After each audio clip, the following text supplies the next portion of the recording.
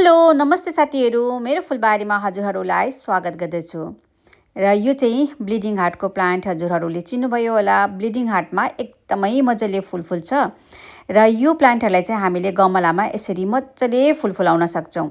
र यसरी मजाले फुल फुलेको फुलहरू चाहिँ अहिले मेरो सुकेर यस्तो भएको छ। र अब सुकिसकेपछि चाहिँ यो प्लान्टलाई के काम गर्नुपर्ने र फेरि मजाले फुल फुलाउन सक्छौँ, त्यही चाहिँ आज हजुरहरू समक्ष सेयर गर्न गइरहेको छु। किनभने मेरो यो प्लान्टहरूमा सबै फुलहरू यसरी सुकिसकेको छ नि त। र यसलाई चाहिँ अब म फुल फुलाउनुको लागि फेरि काम गर्नुपर्ने हुन्छ र के काम गरेर चाहिँ म फेरि यो प्लान्टलाई फुल फुल्नको लागि तयार पार्नेछु, त्यही भिडियो हजुर समक्ष पनि सानो बनाएर सेयर गर्न गइरहेको छु। भिडियोलाई अन्तिमसम्म हेर्नुहोस् होला र मन परे आफ्नो साथीहरूसँग पनि अवश्य सेयर गर्नुहोस् होला। र ब्लिडिङ हार्टको प्लान्टहरू चाहिँ पर्मानेन्ट प्लान्ट हो अनि यसरी गमलामा एकदमै राम्रोसँगले फुल फुलाउन सक्छौँ। र यो ब्रान्चहरू सबै लामो लामो पनि भइरहेको छ कतिवटा है। र यसलाई चाहिँ सेप मेन्टेन पनि गर्नु पर्यो र फेरि फुल फुलाउनका लागि मलजल गरेर तयार पनि पार्नु पर्यो। र आज चाहिँ म यो सबै मेरो प्लान्टको जति पनि सुकेको फुलहरू छ त्यो सँगसँगै यो लामो लामो भएको ब्रान्चहरू पनि सबै काटिदिइरहेको छु। र हामीले प्लान्टलाई चाहिँ यसरी काटछाट गरिरह्यौँ भने यसको सेप मजाले मेन्टेन हुन्छ। र गमलामा रोपेको प्लान्टहरूलाई चाहिँ हामीले यसरी काटछाट गरिरहनु जरुरी पनि हुन्छ। र यसरी मैले सबै मेरो यो प्लान्टहरूलाई काटछाट गरिरहेको छु। र हजुरहरूकोमा चाहिँ ब्लिडिङ हार्टको प्लान्टहरू अलिक कम्ती छ भनेदेखि हजुरहरूले यसको कटिङहरू पनि लगाउन सक्नुहुन्छ। र यसरी न्यू ग्रोथ भइरहेको पनि अहिले मैले काटिदिइरहेको छु र सबै ब्रान्च काटेर यसरी हेर्नुहोस् त मैले होचो बनाइदिएँ। र अब यसमा फेरि न्यू ग्रोथ हुँदा चाहिँ राम्रोसँगले फुल फुल्छ नि त। र यसरी सबै काटिदिएर यसमा जति पनि सुकेको पत्ताहरू हुन्छ, तलतिरको पत्ताहरूमा किराहरू पनि लागेको हुन्छ, त्यस्तोहरू पनि हेरेर सबै हटाइदिनुहोस् होला। मैले पनि यसरी सबै सुकेको पत्ताहरू पनि निकालिदिइसकेको छु। र ब्लिडिङ हार्टमा चाहिँ मिलीबग पनि लाग्न सक्छ। हजुरहरूको प्लान्टमा मिलीबग लागेको छ कि छैन त्यो पनि याद गर्नुहोस् होला। मेरो चाहिँ मिलीबगहरू चाहिँ लागेको छैन। र मिलीबग लागेको छ भने मिलीबग लागेको हाँगाहरू चाहिँ सबै निकालिदिनुहोस् होला। अनि यसलाई निम ओइलले त्यसपछि चाहिँ स्प्रे पनि गर्नु सक्नुहुन्छ। र मैले चाहिँ सबै काटछाट मात्रै गरिरहेको छु किनभने यसमा मिलीबग लागेको छैन र मैले अहिले स्प्रेहरू चाहिँ गर्दिनँ। र यसरी फुलहरू सबै ओइलिएको छ अनि यसमा कतिवटामा चाहिँ अलिअलि नओइलिएको प्लान्टहरू फुलहरू पनि छन् त, म त्यस्तो पनि सबै हटाइदिइरहेको छु।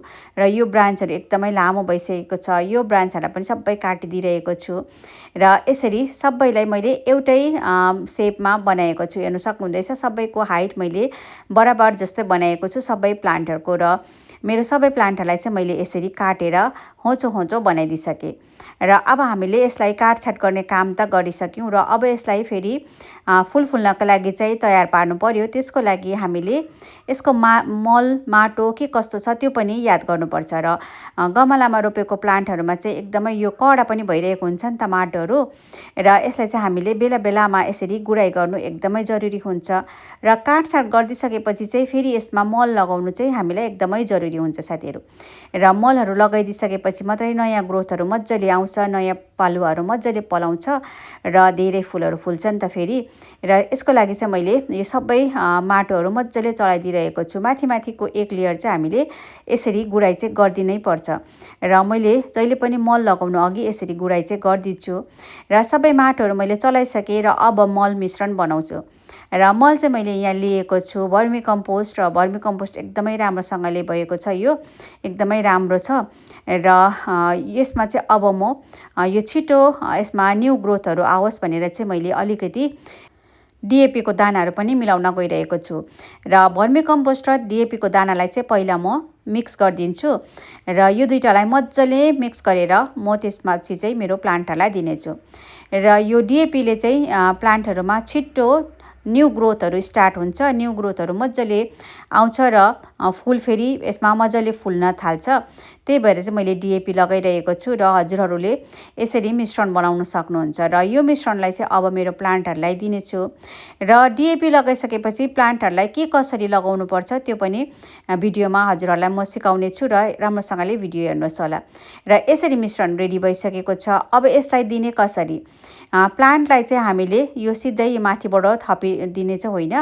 जहिले पनि हामीले दिँदाखेरि यसरी साइडमा माटोलाई पन्साएर साइडमा लगाइदिनुपर्छ। डिएपीको दानाहरू हामीले लगाउँदाखेरि जहिले पनि जरामा भेट्ने गरी नलगाएर अलिकति साइडमा लगाउनुपर्छ। हेर्नु सक्नुहुँदैछ मैले साइडको माटो हटाएर चाहिँ यो मिश्रणलाई लगाइदिएँ र यसपछि चाहिँ अब फेरि अघिको माटोले म फेरि यसलाई छोपिदिनेछु।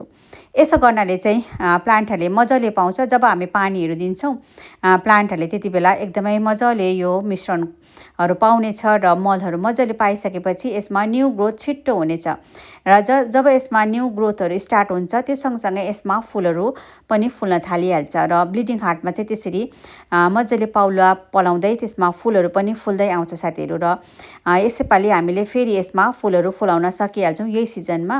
र यसरी हेर्नु सक्नुहुँदैछ साइडको माटोलाई हटाइदिनुहोस्, त्यसपछि मिश्रण लगाइदिनुहोस् अनि फेरि यसलाई यसरी मजाले फेरि कभर गरिदिनुहोस्। यसो गर्दा चाहिँ पानी लगाउँदाखेरि यो मिश्रणहरू पानीसँग बगेर पनि जाँदैन, प्लान्टले मजाले पाउँछ पनि र यसरी हामीले प्लान्टहरूलाई लगाइदिनुपर्छ। र मलहरू लगाउने कामहरू सकिसकेपछि चाहिँ अब यो प्लान्टमा मिलीबग्सहरू छ भने चाहिँ हजुरहरूले मजाले निम ओइलको स्प्रे गरिदिन सक्नुहुन्छ। निम ओइलको स्प्रे गर्दा चाहिँ हजुरहरूले बेलुकाखेरि गर्नु सक्नुहुन्छ, इभिनिङमा गर्नुभयो भने राम्रो हुन्छ कि चाहिँ बिहानै गर्नु पर्यो, दिनमा चाहिँ नगर्नुहोस् होला। र यसरी मजाले मलहरू लगाइसकेपछि यो प्लान्टहरूलाई फेरि हजुरहरूले चाहिँ पानी मजाले दिएर यो प्लान्टलाई मजाले घाम लाग्ने ठाउँमै राख्नुहोस् होला। म चाहिँ फुल सनलाइटले भेट्ने ठाउँमै राख्छु, दिनभरिको घामले भेट्ने ठाउँमै राख्नेछु र त्यसो गर्नाले चाहिँ यसमा छिटो न्यू ग्रोथ हुन्छ, साथै फुल पनि मजाले फुल्छ। र ब्लिडिङ हार्टको प्लान्टमा चाहिँ फुलहरू फुल्नका लागि मजाले हामीले घामले भेट्ने ठाउँमा राखेको छौँ भने एकदमै मजाले फुलहरू फुलिहाल्छ। र यो कामहरू मैले सबै सकिसकेँ हेर्नु सक्नुहुँदैछ र रहेको मलहरू चाहिँ मेरो अरू प्लान्टलाई दिनेछु। र यो प्लान्टहरूमा चाहिँ मैले यसरी प्रुनिङ पनि गरिदिएँ, मजाले गुडाइ पनि गरिदिएँ र मलहरू पनि थपिदिइसकेको छु। र अब यसलाई पानी दिएर म मजाले घामले भेट्ने ठाउँमा राख्नेछु। र हजुरहरूको पनि ब्लिडिङ हार्टको प्लान्ट छ भने यो काम छिट्टो गर्नुहोस् र फेरि मजाले फुल फुलाउनुहोस्। Happy gardening.